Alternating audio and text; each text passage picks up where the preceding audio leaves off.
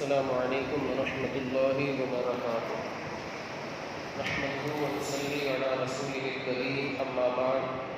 فاعوذ بالله من الشیطان الرجیم بسم اللہ الرحمن الرحیم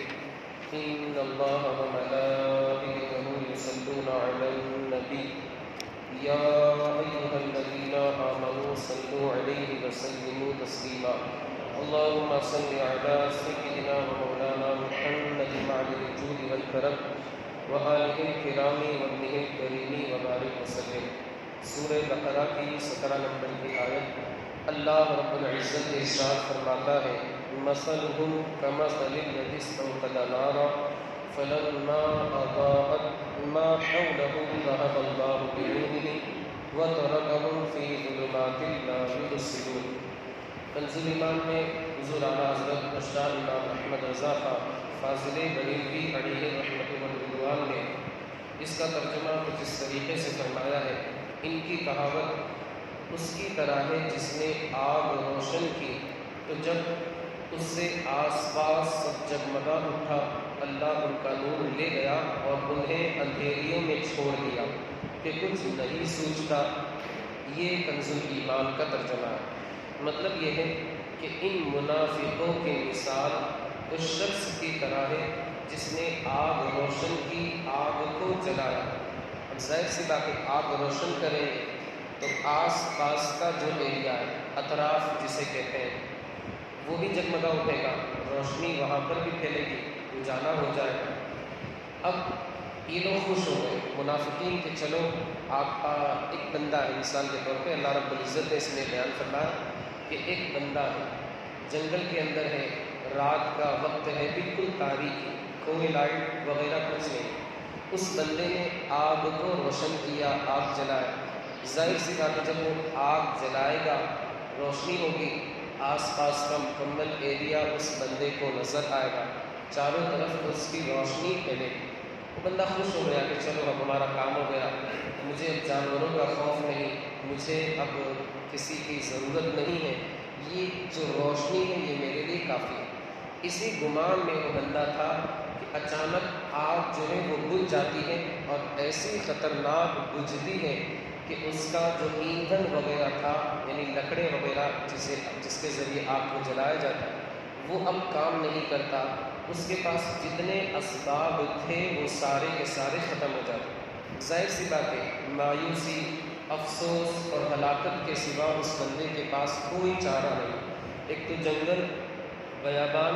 اور جنگل کے اندر درندے جانور وغیرہ آئیں کھار کھائے، کچھ کہا نہیں جا سکتا۔ زمین کے جو جانور ہیں، سانپ ہے، بچھو ہے، جب اندھیرا ہے، بندے کو کچھ نظر ہی نہیں آتا تو بندہ اپنی حفاظت کیسے کرے گا، اپنا دفاع کیسے کرے گا،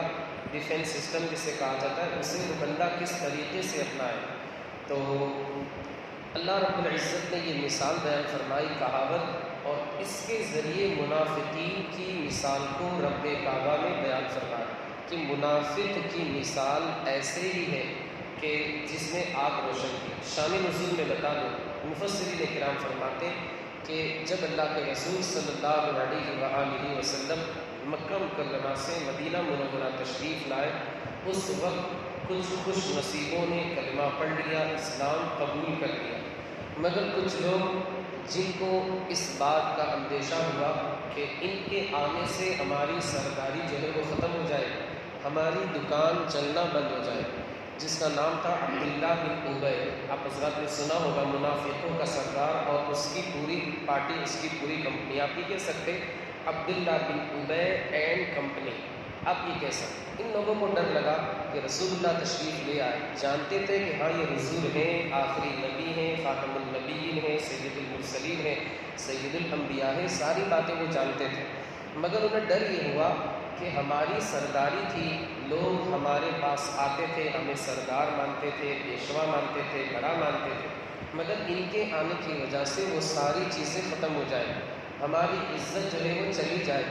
اب ان لوگوں نے یہ سازش کی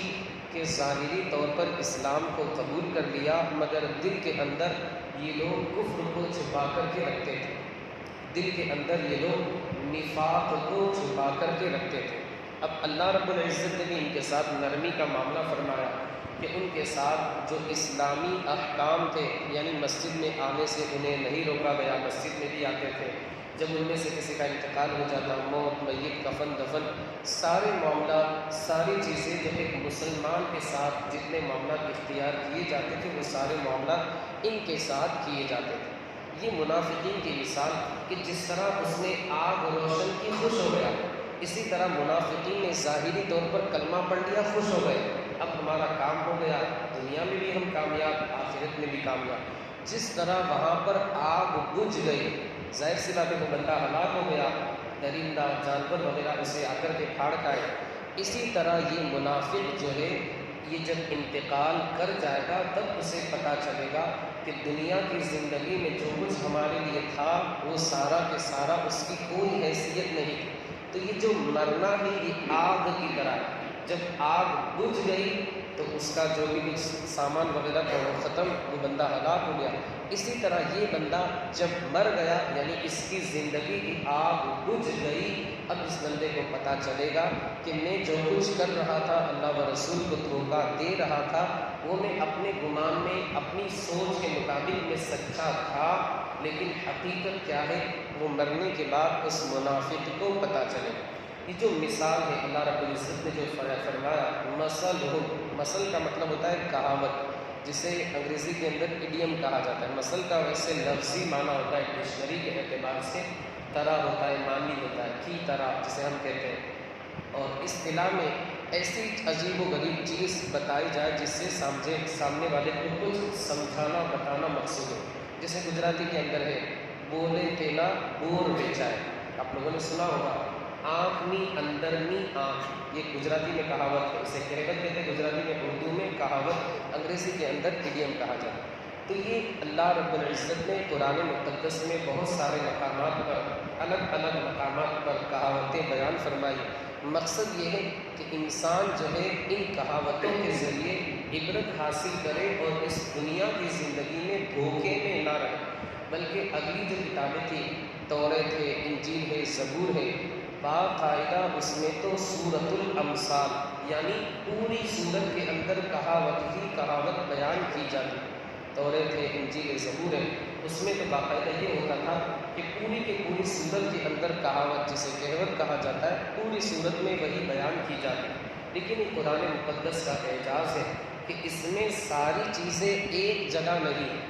مقصد کیا ہے؟ تاکہ اگر ساری چیزیں ایک جگہ ہوتی، بندے کو ایک جگہ مل گیا، اس نے بند کر دیا اور اس کو پڑھنا چھوڑ دیا، لیکن اگر وہی چیزوں کو پھیلا دیا جائے، کوئی چیز پہلے پارے میں، کوئی چیز تیسرے پارے میں، کوئی چیز 9ویں پارے میں، کوئی چیز 17ویں پارے میں، تو بندہ تلاش کرے گا۔ جب بندہ تلاش کرے گا، قرآن مقدس کی تلاوت کو خود بخود وہ کرے گا، قرآن مقدس کو خود بخود وہ بندہ پڑھے گا۔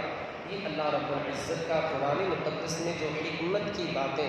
حکمت کے موتی وغیرہ ہے، وہ مختلف مقامات پر یا کہاوتیں وغیرہ ہے، وہ بیان کرنے کا مقصد اللہ رب العزت کا یہ ہے کہ بندہ قرآن مقدس کی تلاوت کرے، اس میں غور و فکر کرے، اور ایک جگہ اسے مل گیا، دوسری جگہ تلاش کرنا وہ بندہ بند کر دے۔ یہاں پر ایک لفظ استعمال ہوا اضاء، عربی کے اندر روشنی کے لیے دو لفظ استعمال کیے جاتے ہیں۔ عربی کے اندر روشنی کے لیے دو لفظ استعمال کیے جاتے ہیں اجالے کے لیے، ایک تو نور اور ایک ہے ضوء۔ ضوء کا مطلب یہ ہے روشنی، نور کا مطلب یہ ہوتا ہے روشنی۔ لیکن جو ضوء ہے اس کی خاصیت یہ ہے کہ بندہ اسے برداشت نہیں کر سکتا، یعنی اتنا یہ خطرناک ہوتا ہے ضوء کہ بندہ جو ہے اسے دیکھ نہیں سکتا، اسے چشمہ وغیرہ لگانا پڑے گا یا کسی پتلے کپڑے کا سہارا لینا پڑے گا۔ قرآن مقدس میں سورج کے لیے ضوء کا لفظ استعمال ہوا، چاند کے لیے نور کا لفظ استعمال ہوا۔ کہ ضوء تو ایسا ہے کہ انسان اس کو ڈائریکٹ نہیں دیکھ سکتا، چشمہ لگانا پڑے گا یا کپڑا وغیرہ لگانا پڑے گا، لیکن چاند اس کے لیے نور کا لفظ استعمال ہوا، کیونکہ نور ایک ایسی چیز ہے بندہ آسانی کے ساتھ اسے دیکھ سکتا ہے۔ تو سورج کے لیے ضوء کا لفظ استعمال ہوا۔ آپ دیکھیں دوپہر کے اندر کوئی بندہ بغیر کسی چشمے یا کپڑے وغیرہ کے سہارے کے سورج کو دیکھ سکتا ہے، اگر وہ دیکھ لیں ہم اسے اپنی طرف سے انعام دیں،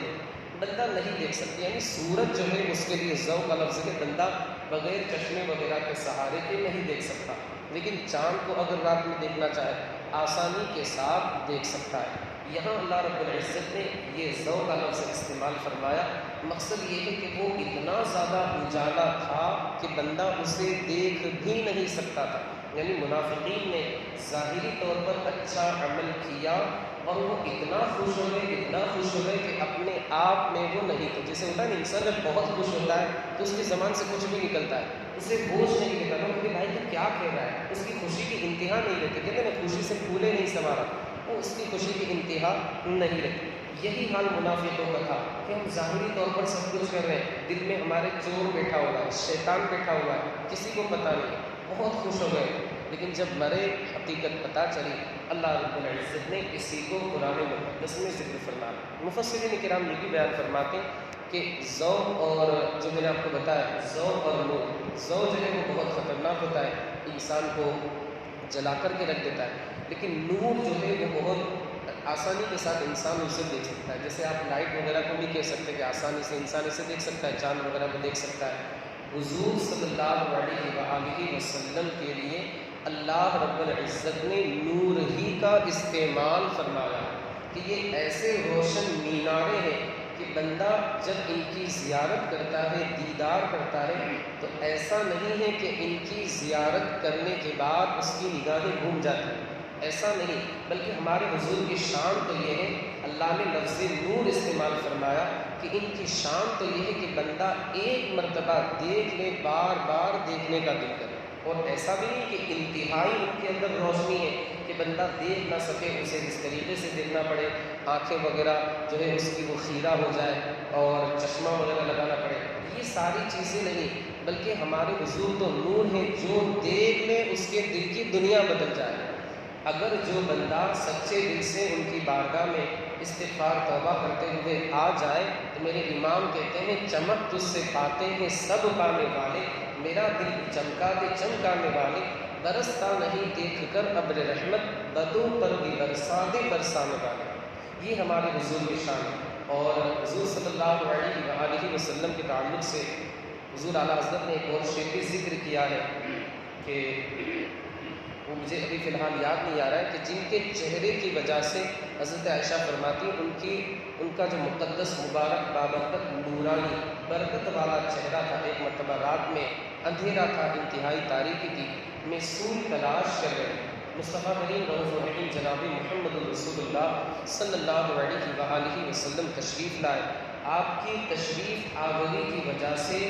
جو گھر کا اندھیرا تھا وہ اجالے میں تبدیل ہو گیا، آپ کی نورانیت کی وجہ سے، آپ کے نور کی وجہ سے گھر کا جو اندھیرا تھا وہ اجالے میں تبدیل ہو گیا۔ وہ سوئی مجھے اندھیرے کی وجہ سے نظر نہیں آ رہی تھی، آمنہ کے لال کے نور کی وجہ سے وہ سوئی مجھے نظر آ گئی۔ یہ ہمارے حضور کی شان ہے۔ اللہ کے رسول صلی اللہ علیہ وآلہ وسلم، اللہ رب العزت ہمیں اپنے حبیب صلی اللہ علیہ وآلہ وسلم کے نور کے صدقے میں ہماری بے حساب مغفرت فرمائے۔ اس آیت کریمہ سے یہ پتہ چلتا ہے، بس آخری بات، کہ مفسرین کرام فرماتے ہیں کہ انسان کو جو عمل ہے وہ دل سے کرنا چاہیے، یہ نہیں کہ بس ظاہری طور پر نمازیں پڑھے، روزے رکھے، مگر دل میں اس کے چور بیٹھا ہوا ہو، معاذ اللہ، دل میں مصطفیٰ کریم سے اس کو بغض ہے، دل میں وہ اولیاء کرام سے دشمنی رکھتا ہے، یہ ساری چیزیں نہیں ہونی چاہیے۔ کیوں؟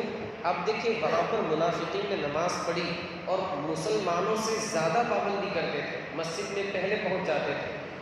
تو لیکن ان کے دل میں رسول اللہ کی گستاخی تھی، صحابہ کرام کی گستاخی۔ اس آیت کریمہ سے پتہ یہ چلا کہ بندے کا دل جو ہے وہ خالص ہونا چاہیے۔ اگر آ رہا ہے مسجد میں ظاہری طور پر تو آ رہا ہے، مگر دل جو ہے وہ بھی اس کا پاک و صاف ہونا چاہیے۔ یہ تو ایمان کے تعلق سے تھا۔ دوسری بات کہ سنی ہے، چلو ہم مانتے ہیں، مسجد میں آ رہا ہے، صحیح العقیدہ ہے، مگر اس کے دل میں ریا ہے کہ لوگ ہیں میرے بابا کریں گے، یا بڑا نمازی ہے، مسجد میں پہلے سے آ جاتا ہے، پہلی صف میں بیٹھتا ہے، تو یعنی یہ لوگوں کی وجہ سے پڑھ رہا ہے، اکیلے میں اگر ہوتا تو نہیں پڑھتا، کبھی اتفاق ہوا باہر گیا اور کوئی اسے دیکھنے والا نہیں ہے، معاذ اللہ اس نے نماز کو ترک کر دیا، ظاہر سی بات ہے یہ ریا ہے۔ تو اس آیت کریمہ سے یہ پتہ چلا کہ بندہ عمل جو ہے وہ اللہ کی رضا کے لیے کرے،